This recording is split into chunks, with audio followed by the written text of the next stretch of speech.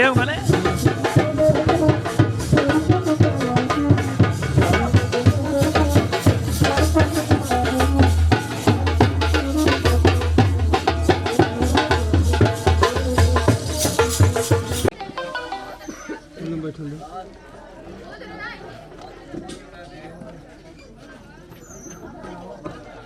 Hello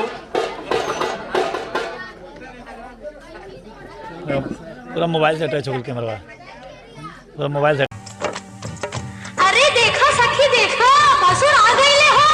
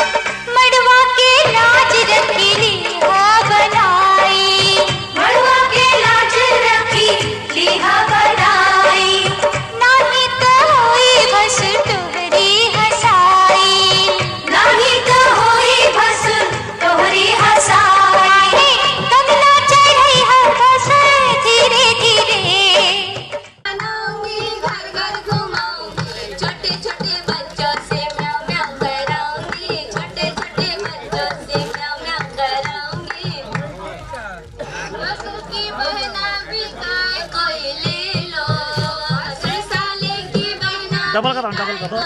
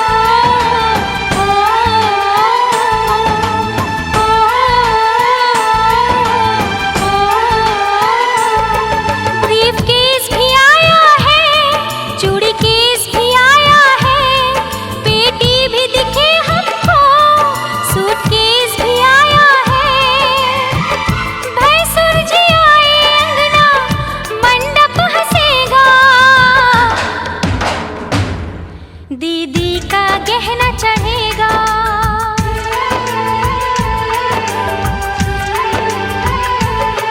दीदी का गहना चढ़ेगा, दीदी का गहना चढ़ेगा। ब्रीफकेस भी आया है, चूड़ी केस भी आया है, पेटी भी दिखे हमको, सूटकेस भी आया है। भैंसुर जी आए अंगना, मंडप हंसेगा, दीदी का गहना चढ़ेगा।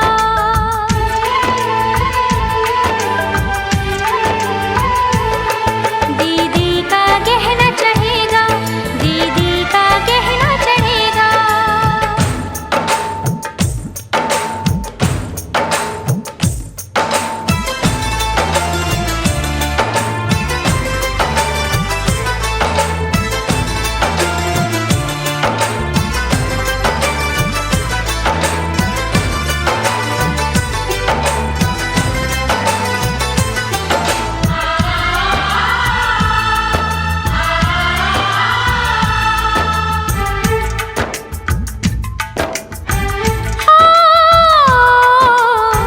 सखियाँ सुनो तुम गाली, गहना नकली लाए हैं।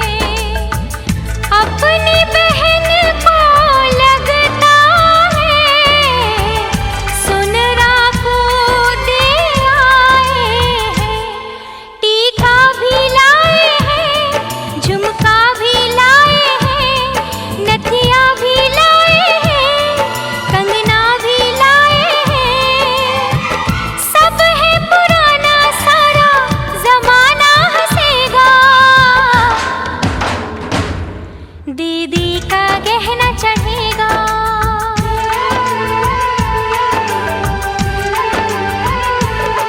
दीदी का गहना चढ़ेगा, दीदी का गहना चढ़ेगा।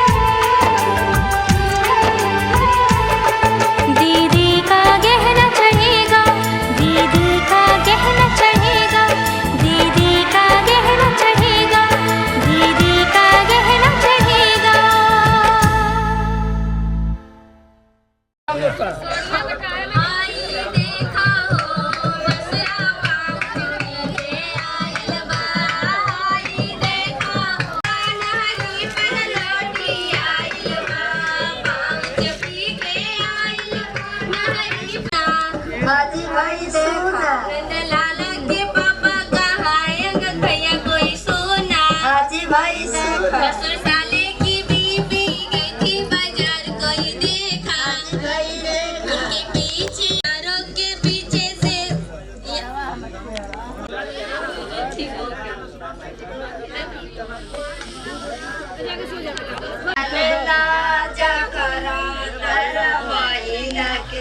छोड़ दो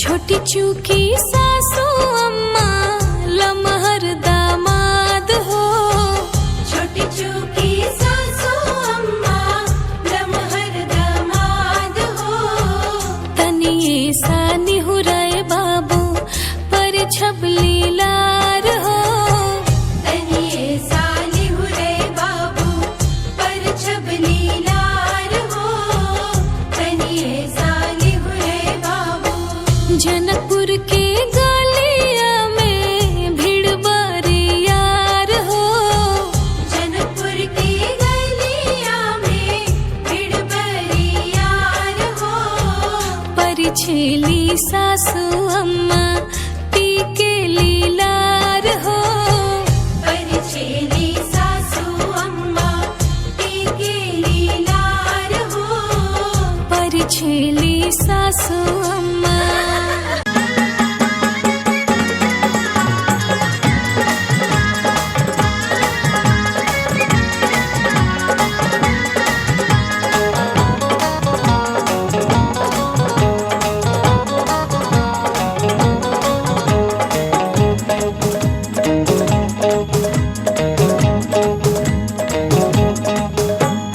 धीरे परिछा सासू खनक जाए कंगना धीरे परिछा सासू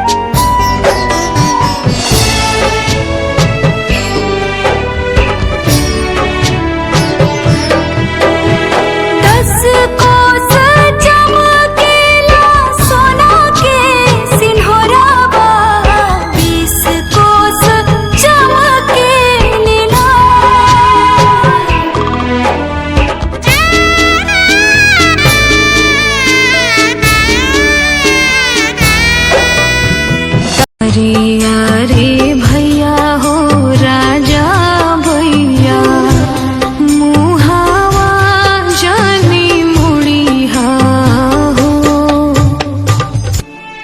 अरे बेटी तू तो भावुक हो गई। कवन गलती आपा मोहे बिसरैला कई देला नजरी से दूर हो। छुट्टी कैले भाई माई सखिया सले कैनी का हम कसूर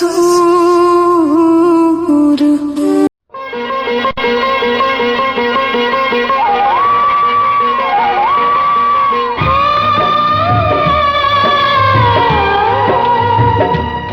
हाथ सीता का दिया, हाथ सीता का दिया, जनक राजा देंगे और क्या। बेटी बाप के दिल का टुकड़ा, बेटी बाप के दिल का टुकड़ा, दहेज का इससे बड़ा। हाथ सीता का दिया, जनक राजा देंगे और क्या।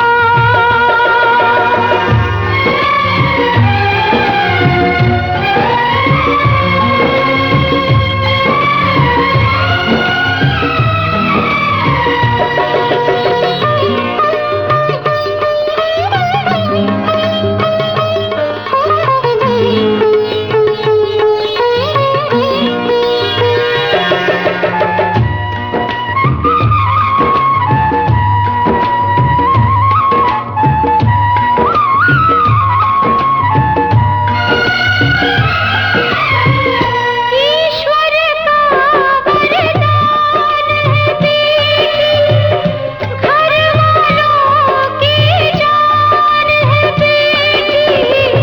ये पगड़ी बाप के सर की, लाज है सारे घर की। दान कन्या का जिसने दिया, दान कन्या का जिसने दिया, मैया रानी देगी और क्या। बेटी माँ के है दिल का टुकड़ा, दहेज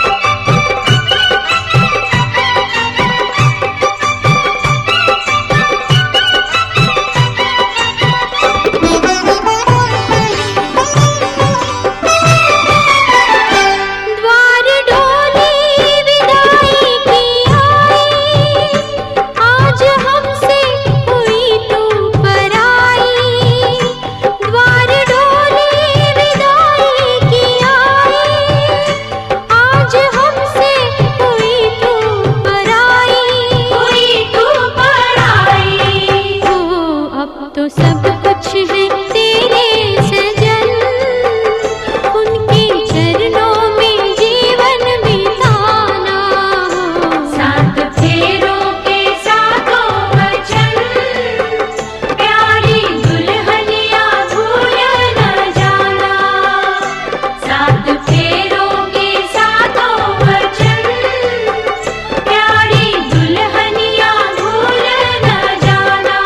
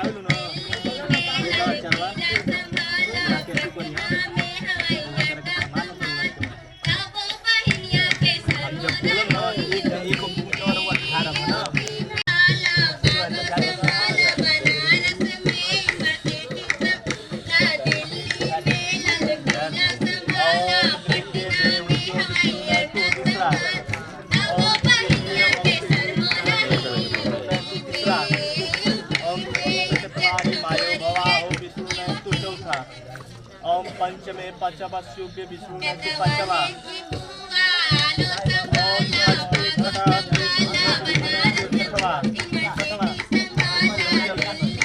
ओम सप्तमे सप्तमा भवसमा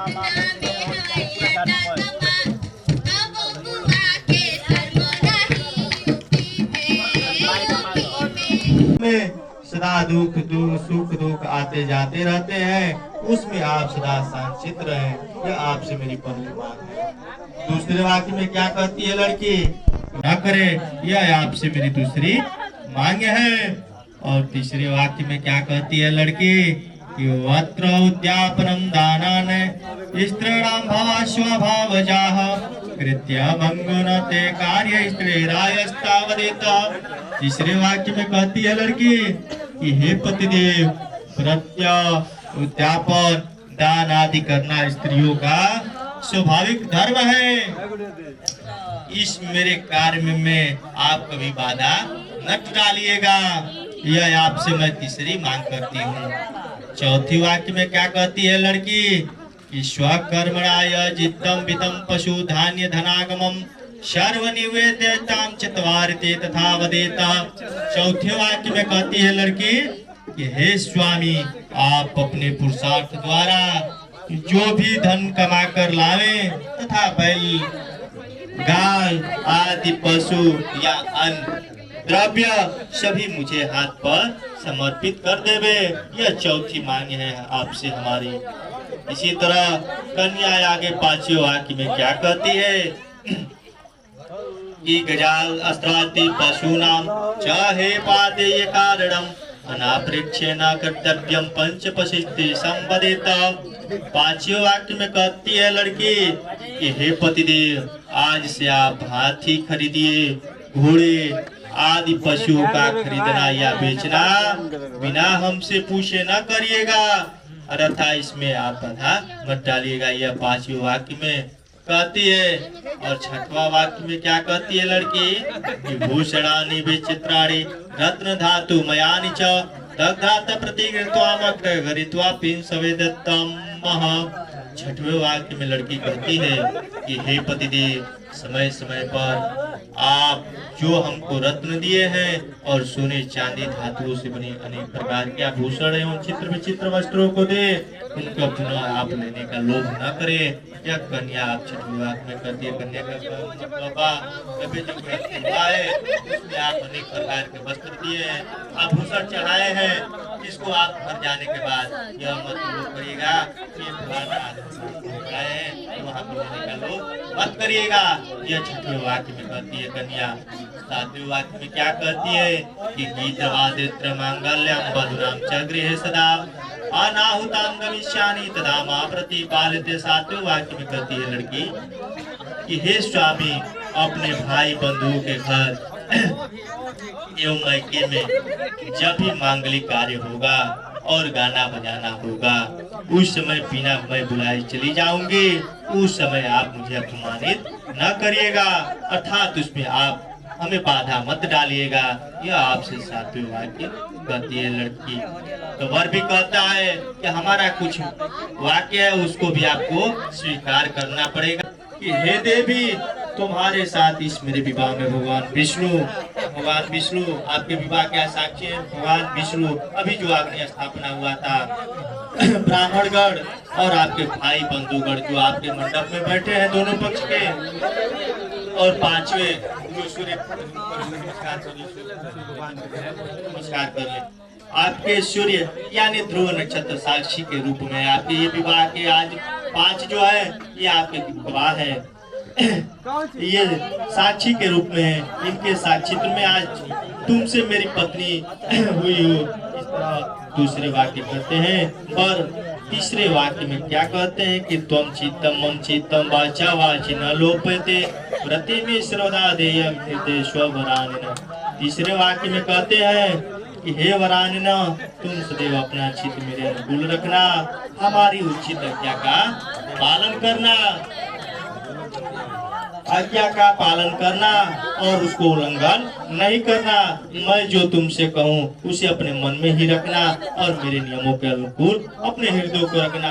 अब संग संग चलूंगा मैं बन के तेरा सजन, संग संग चलूंगा मैं बन के तेरा सजन, आ तेरी मांग भर दूं ओ मेरी दुल्हन, ओ मेरी दुल्हन।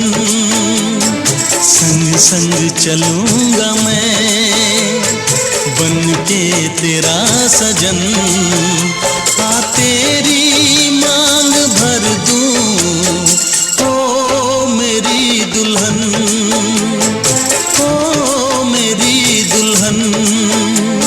संग संग चलूंगा मैं।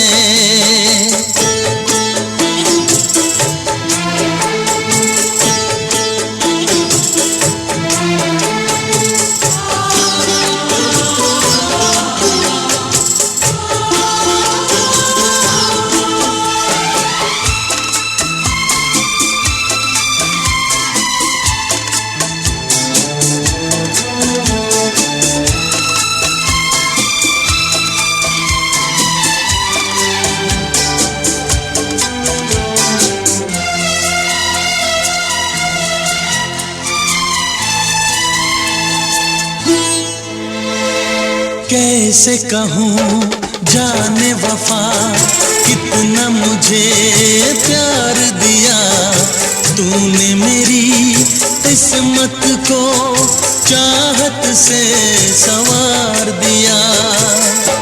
मेरी दुनिया मेरी मंजिल नहीं लगता तेरे बिन दिल, खुशबू से तेरी महके मेरा बदन। संग संग चलूंगा मैं बन के तेरा सजन, संग संग चलूंगा मैं बन के तेरा सजन, आ तेरी मांग भर दूं ओ मेरी दुल्हन, ओ मेरी दुल्हन। संग संग चलूंगा मैं।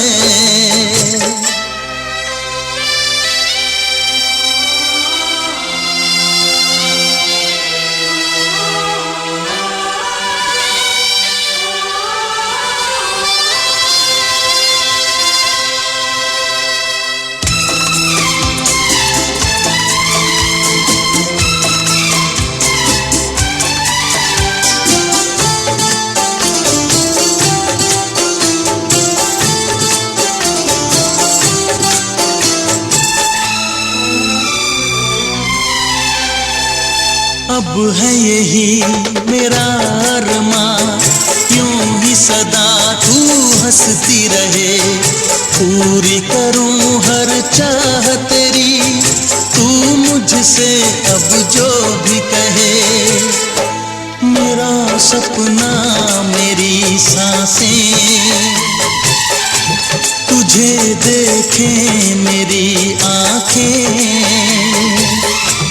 तेरे लिए है पागल ये मेरा मन। संग संग चलूंगा मैं बन के तेरा सजन, संग संग चलूंगा मैं बन के तेरा सजन। आ तेरी मांग भर दूं ओ मेरी दुल्हन, ओ मेरी दुल्हन। संग संग चलूंगा मैं बन के तेरा सजन। आ तेरी मांग भर दूं ओ मेरी दुल्हन, ओ मेरी दुल्हन, ओ मेरी दुल्हन, ओ मेरी दुल्हन।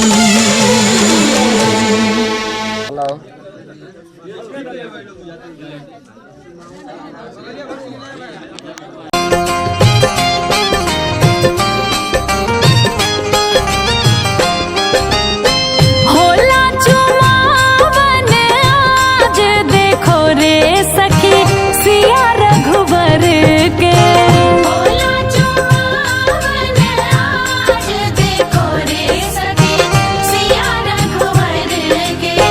सिया रघुवर के देखो सिया रघुवर के। सिया रघुवर के देखो सिया रघुवर के।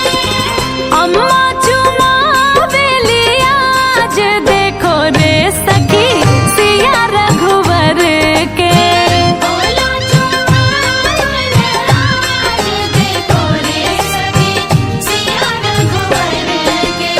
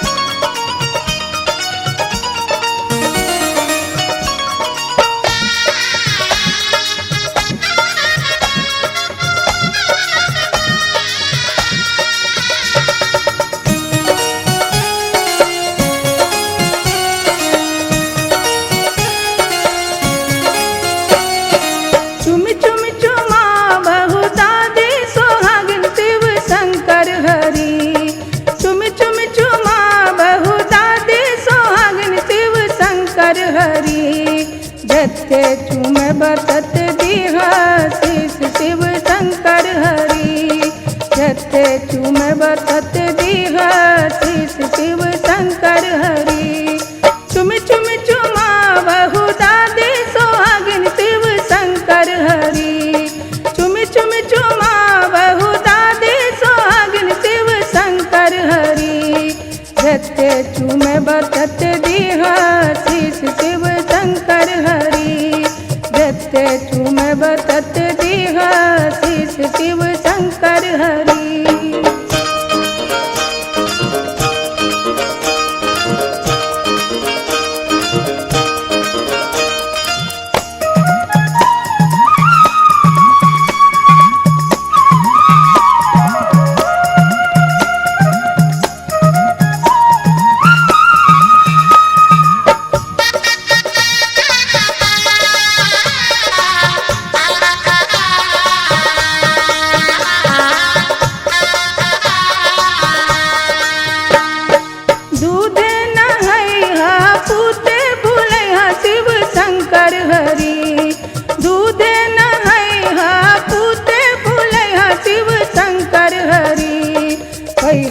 अयोध्या जी के राज हो शिव शंकर हरि।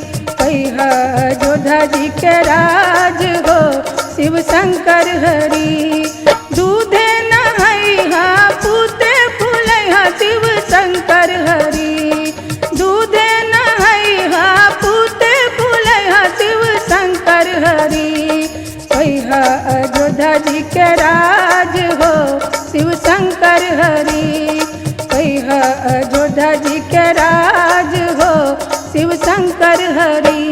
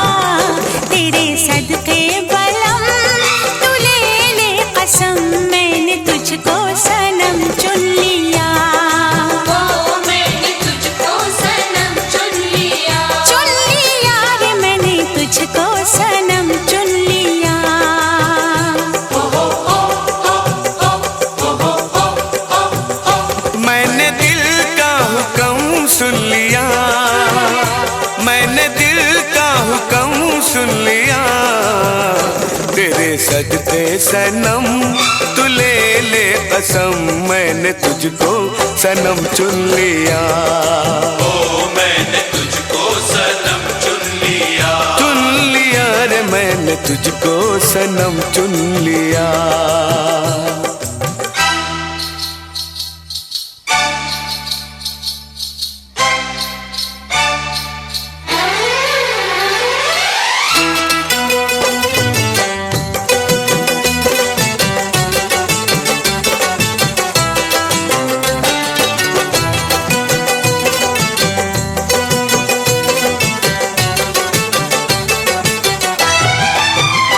मेरी पायल भी छनकी नहीं।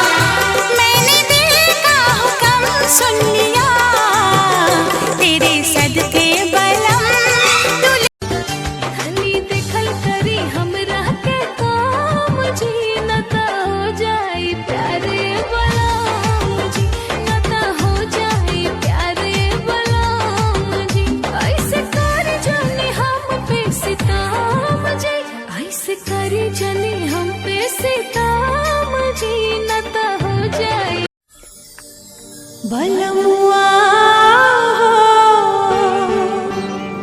तोहरे से प्यार हो गए बलमुआ तोहरे से प्यार हो गए तू जिंदगी में जब से आइलू जान बन के भगवान के माने लगनी भगवान तुझे मांगा था तुझे पाया है तुझे मांगा था तुझे पाया है तुझे मांगा था तुझे पाया है अब जाके राम पे यकीन आया है अब जाके राम पे यकीन आया है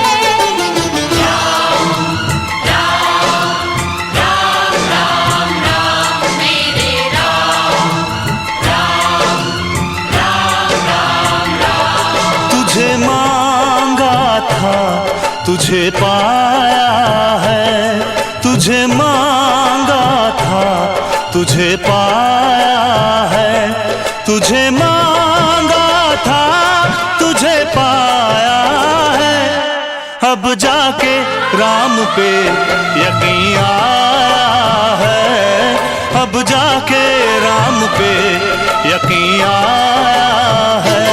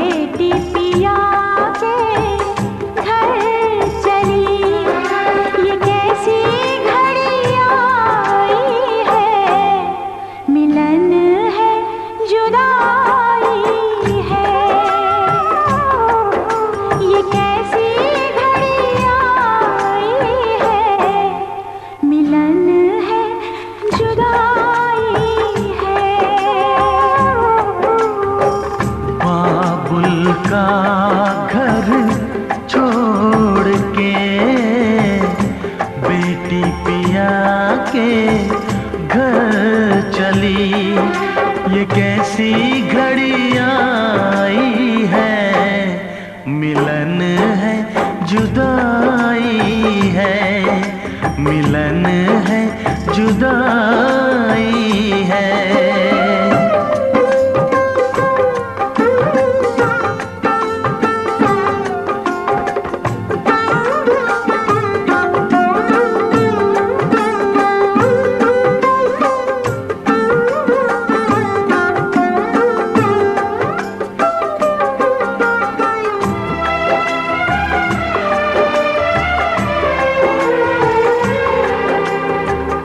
बचपन के वो खेल खिलौने छोड़ के सब जाएगी, वो राजा रानी की कहानी याद बहुत आएगी, रो कर भी की कीमत कैसे चुका पाएगी। बाबुल का घर छोड़ के बेटी पिया के घर चली, ये कैसी घड़ी आई है, मिलन है जुदाई है, मिलन है जुदाई है।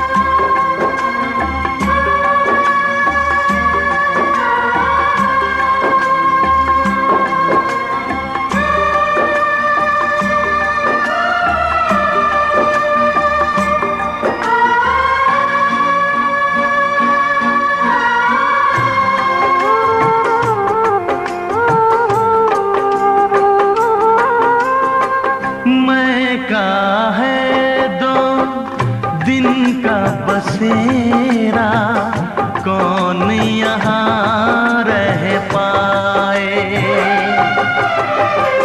बिन बेटे का बाप भी देखो, बेटी का ब्याह रचाए, रोके रुके ना आंसू की धारा, आँख छलकती जा